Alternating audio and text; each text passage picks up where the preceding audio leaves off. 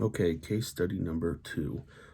So the problem here is that we're working in the ICU, and the nursing assistant has gotten complaints from other staff members and from myself. I've been noticing myself that they are not washing their hands prior to enter the patient's room.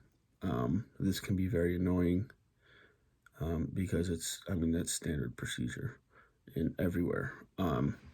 So then I'm going to confront them by telling them the problem is that without proper hand hygiene, you put the patient at risk for infection, especially a patient who's in the ICU, possibly on a ventilator.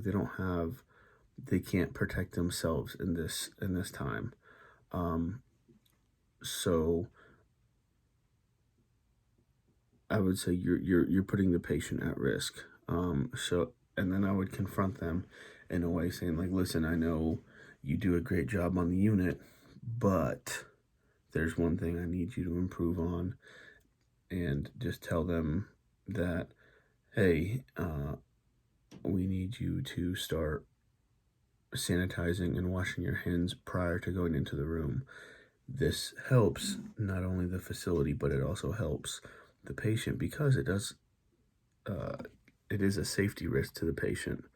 Um, and then I would ask him, like, maybe is there something going on that you're not doing this? Are you just forgetting? And then I would try to figure out what that problem is, what the disconnect is. And then, depending on the answer, I could bridge the gap and try to figure out how we move forward. Um, so then I would give him a plan like, hey, we need to ensure that you are sanitizing or washing your hands before going into the rooms. Um,